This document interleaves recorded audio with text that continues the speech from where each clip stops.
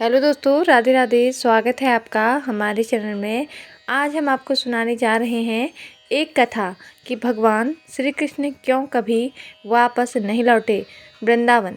तो दोस्तों, कथा को शुरू करने से पहले एक लाइक ज़रूर करें और कमेंट में जय श्री कृष्णा ज़रूर लिखें। तो दोस्तों, चलिए कहानी को शुरू करते हैं।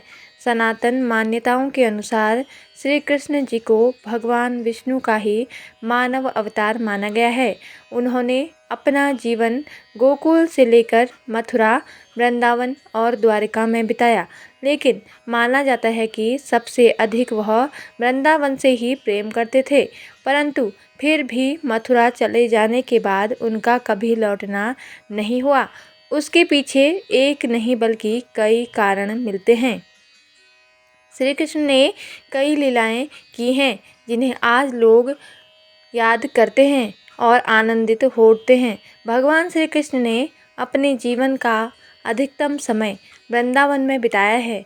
यह बात भी किसी से छिपी नहीं है कि वृंदावन और वृंदावन वासियों से कान्हा कितना प्रेम करते थे, लेकिन इसके बावजूद मथुरा जाने के बाद वह कभी वृंदावन नहीं लौटे।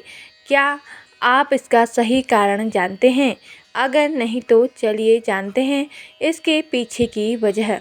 कैसे जाना हुआ मथुरा। भगवान श्री कृष्ण ने अपने बचपन का कुछ समय गोकुल में बिताया। कंस के बढ़ते हुए अत्याचार को देखकर कृष्ण जी का परिवार वृंदावन में जाकर बस गया। इसके बाद वह मथुरा चले गए और कंस का वध करके जनता को उसके अत्याचारों से मुक्ति दिलाई। इसके बाद सभी लोगों के आग्रह करने पर उन्होंने मथुरा का राजपाट संभाला। जीवन में कभी वापस लौटकर वृंदावन नहीं आए। कंस का वध करने के बाद जरासंध नाम का राक्षस भगवान कृष्ण का शत्रु बन बैठा। वह मथुरा पर अपना आधिपत्य स्थापित करना चाहता था। कई ग्रंथों में यह वर्णित है कि जरासंध ने 18 बार मथुरा पर आक्रमण किया था, जिसमें से 17 बार उसे असफलता हाथ लगी। 18वें आक्रमण में वह विजय प्राप्त करने में सफल रहा। मथुरा छोड़कर वापस वृंदावन न जाने का एक यह भी कारण था क्योंकि मौका मिलते ही जरासंध मथुरा पर हमला कर देता। हालांकि जरासंध के लगातार हमलों के कारण ही भगवान कृष्ण ने मथुरा वासियों के साथ मथुरा छोड़कर पानी के बीचों बीच द्वारिका नगरी बसाई। इसके बाद भगवान कृष्ण द्वारिकाधीश कहलाने लगे। वापस न लौटने का अन्य कारण यह भी है, भगवान कृष्ण को वृंदावन अति प्रिय था। वह दूर रहते हुए भी वृंदावन और वृंदावन वासियों को सदैव याद करते रहते थे, क्योंकि जितना पावन स्नेह उन्हें वृंदावन से प्राप्त हुआ उतना कहीं और मिलना संभव नहीं था। लेकिन वह जानते थे कि यदि वह वापस लौटते हैं तो वृंदावन के लोग उन्हें वहां से आने नहीं देंगे।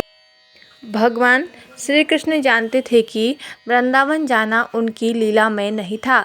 तब उन्होंने अपने मित्र उद्धव को वृंदावन भेजकर अपना संदेश गोपियों तक पहुंचाने को कहा, लेकिन गोपियां कृष्ण जी को भूलने को तैयार नहीं हुई। मिला था यह श्राप। एक बार की बात है, एक राजकुमारी का स्वयंवर हो रहा था। उस राजकुमारी से नारद मुनि भी विवाह करना चाहते थे। सहायता के लिए वह भगवान विष्णु की शरण में पहुँचे और कहा कि मुझे अपने समान सुंदर बना दीजिए। भगवान विष्णु ने उन्हें अपना वानर रूप दे दिया और नारद जी इसी रूप में स्वयंवर में पहुँच गए। नारद जी को लग रहा था कि भगवान विष्णु जैसा स्वरूप देखकर राजकुमारी उन्हें ही वरमाला पहनाएगी, लेकिन राजकुमारी ने उन्हें छोड़कर भगवान विष्णु के गले में माला डाल दी। साथ ही सभा में नारद जी का उपहास भी हुआ। इस पर नारद जी भगवान विष्णु से क्रोधित हो गए और भगवान विष्णु को वियोग का श्राप दे दिया।